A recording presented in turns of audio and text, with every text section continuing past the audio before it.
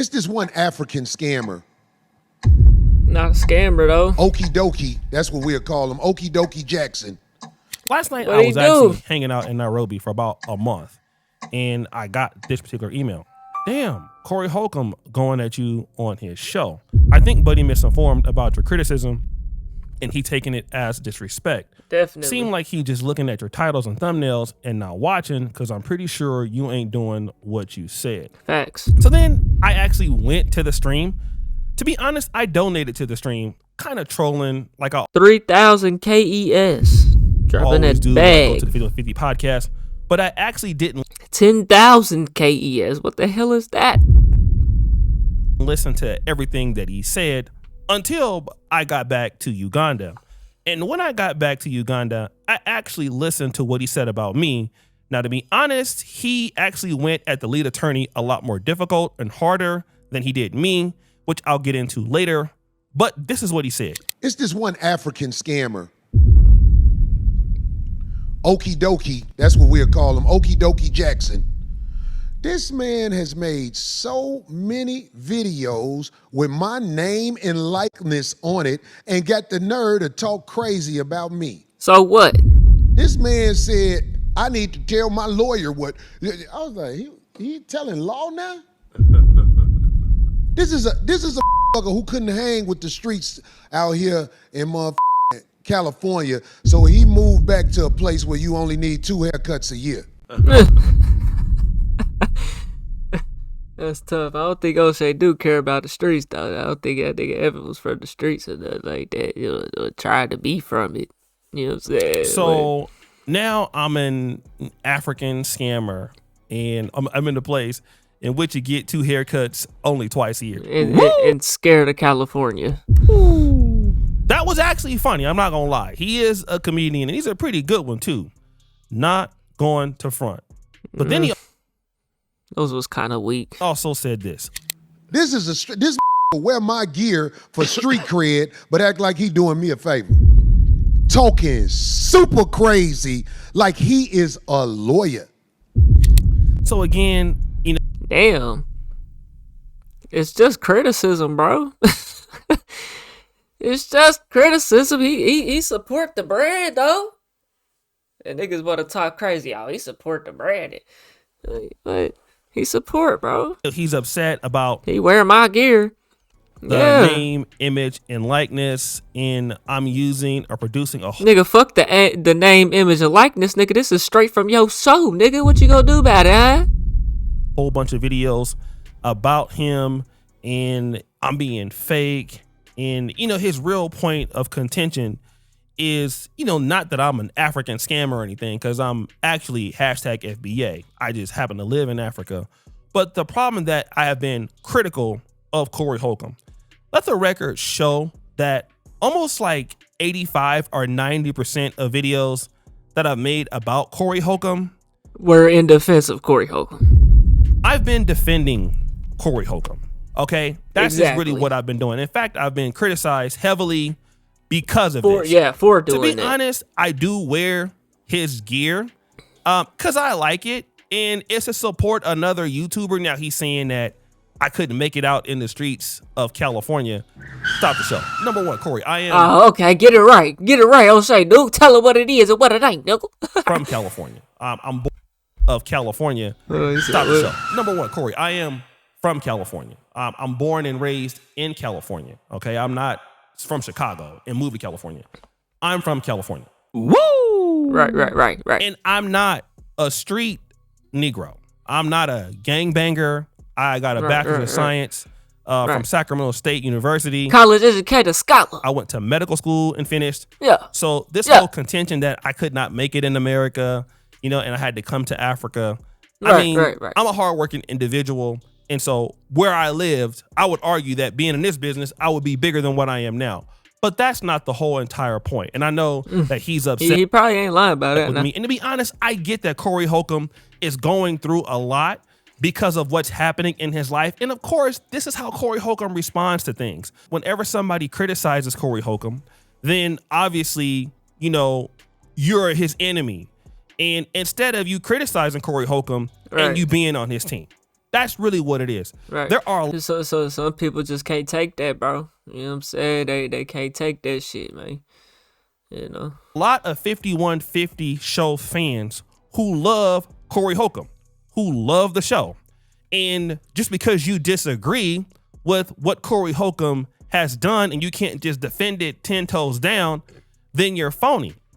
I mean, we are in the business, Corey Holcomb, of calling things like we see it. And to be honest, Corey Holcomb calls things like he sees it. I mean, he was just talking about on that particular show how he fell out with Kanye West. He called Kanye West all kind of names randomly, and now he wants to do a podcast with him. And I get that he's upset that I'm making YouTube videos about him and everybody else is.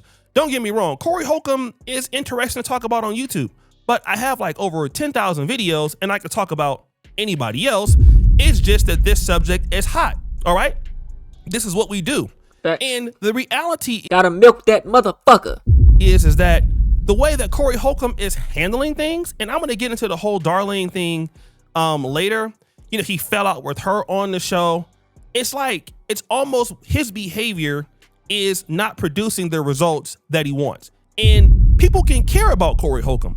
People can love Corey Holcomb and not stand with the stuff that he talks about. When you look at the video of him and Christina Payne, and we've all seen it with him pushing her. And again, we can be objective here. I'm pretty sure that Christina Payne is who we believe that he says she is. That she's not as talented as him, that she trolls, she causes problems, right? I can believe that we can understand that. But when Corey Holcomb is, as he's saying, mushing her, I get the fact that her dude was there and the guy didn't stand up for her and whatever. Cool. Somebody did, though. Somebody stood up for her. I don't know who, but it wasn't like nobody even done nothing. They was damn near fighting. I get all that. But the reality is, for me, when you call it like you see it, it's just difficult to just all the way defend that a guy that's like 6'1" or 6'2" pushes a lady in the face. Right. That's just what it is. Okay. Now let's go to the second. And you still gave that nigga the benefit of the doubt, and I didn't even agree with that. You know what I'm saying? I didn't agree with it. Elshay Duke really tried to play it like it wasn't even that big of a deal. You know? Part with him talking about Anton Daniels' wife and daughter. The criticism that was given at that particular time was, Corey Holcomb, you are a person that talks about things from the black community's perspective, albeit it's raw, okay? He's an acquired taste. But what Corey Holcomb says about, you know, the black community, about white supremacy, and then his particular commentary towards Anton Daniels and the whole dust up from that, Corey would not appreciate somebody calling a black person a monkey or a primate. He would consider that to be racism. All right, we're just going to be real. A person that speaks like Corey Holcomb about black people, just you would not think that he would go and use that language. And again, we can all use that language jokingly and everything else. The problem is Corey Holcomb is an individual that has also done what? I mean, he's made this t-shirt. We've seen the t-shirt, which is called, "Hey, keep my family out of it." And we see the depiction. It's Anton Daniels in the middle. Okay. And it's the wife and it's the daughter. Okay. As primates. I'm sorry. Like, it's hard to That's crazy. defend that somebody would do this and double down when obviously you are talking about somebody's daughter that's underage. Somebody can say what you're doing is not cool and still support the show. But according to Corey Holcomb, you're not able to do that and support the show. You're automatically an enemy. So what he's threatening is your name, image, and likeness. You know, if you use my name, image, and likeness, you know, there's going to be a price to pay. You know, copyright and strike videos. You can't do that, fuck nigga. If you do it, your channel need to get took, nigga. Bitch ass nigga. That's some hoe shit, boy. That's some hoe shit, nigga. Cause a nigga rocking your merch. Ain't like the nigga burnt it. Said he ain't gonna rock it no more. You know what I'm saying? And you wanna go and copyright strike niggas' channels. I say this every time I hear some shit like this from a YouTube nigga. A nigga on this YouTube, bro. Talk about they gonna dish out copyright strikes to niggas who's making videos about them. Bro, you's a bitch. Get off the internet, soft ass nigga. You know what I'm saying? You niggas will try to send 100 copyright strikes to your channel. All it takes is 3 for your channel to get terminated. You know what I'm saying? All it takes is for 3 successful strikes for your shit to get terminated. You know what I'm saying? What I mean by successful is what Corey Holcomb, he can't do it. He can't successfully do it. He might can apply the strike. You know what I'm saying? But through fair use, you would have to take everybody to court behind that, bro. I already know. I already didn't play these games. You know what I'm saying? I feel like if you falsely copyright strike a nigga, it's just because they criticize you, bro. You know what I'm saying? And it is clearly fair use. Your channel needs to receive a strike for that shit, bro. YouTube need to do something about that shit ASAP. Cause niggas feel like they could just abuse that power, bro. And niggas are abusing that power, bro. And a lot of them, sometimes, some people don't even know what to do to even get that strike removed from their channel. And so they actually end up receiving the strike. You know what I'm saying? Multiple strikes. You know what I'm saying? Fuck around, put their whole channel out. Niggas' channels need to get terminated. You out here falsely copyright striking nigga shit, bro. I mean, that's fair. If he wants to do that, I mean, he's entitled to do that, but he is a public figure. And he's not entitled to do that, man. He's not. You know, Nigga if you said, use my name, image, and likeness, you know, there's going to be a price to pay. No. You know, copyright and strike videos. I mean, you can't copyright strike a nigga video, bro, because they made a reaction to your shit. That's nigga. fair. If he wants to do it's that. It's not fair. I mean, he's entitled to do that, but he is a public figure. And there is this whole concept of fair use. And if you do that and you don't win, you could lose your channel. Okay. And things to that nature. The issue, you should lose your fucking channel, nigga. That Corey Holcomb ultimately, as a man that's in, because how it works is if someone gives you a strike, right, and you claim fair use, and YouTube will have to determine on their own if it's fair use or not. If YouTube determines that it's fair use, the person who issued that claim, that strike, literally has to take your ass to court, bro. They have to literally sue you within like 10 days or something, bro. This has happened plenty of times to me, bro. Video always gets reinstated, and if they can't provide legal action within, I think it's 10 days, 14 days at most, and you gotta move quick on that shit. You know what I'm saying? So you gotta be ready to do that. Then the video gets reinstated, and it's done deal at that point. Your channel needs to be terminated, bro. His 50s has to understand that people are going to disagree with him. That's just the world we're in. And when somebody disagrees with you, fundamentally, they don't have to be called names, or they don't have to be roasted, or in the lead attorney's point of view, they don't have to be gay. All I saw the lead attorney doing was just speaking on things from all angles and review court docs. And Corey Holcomb is saying, listen, TMZ is attacking me. I'm just a YouTuber, and what they're doing to me is wrong. And then if you point out the fact that, listen, you know, you posted his daughter who was underage, you talked about his daughter bad, you doubled down on that. And then, you know, she is a private citizen, according to the law diagram that the lead attorney created, that the person is not of legal age and the wife is also a private citizen. It just means you made an error. That's all it is. All right. You made an error. You made a mistake. Corey Holcomb needs a PR manager. And just because somebody points that out, it doesn't mean that somebody dislikes you. If Corey Holcomb never talks to me again or whatever again, like, I don't take Corey Holcomb's criticisms or roast towards me personally. This is how Corey Holcomb usually falls out with people who typically challenges his point of view. He ultimately at some point will get cool with him again.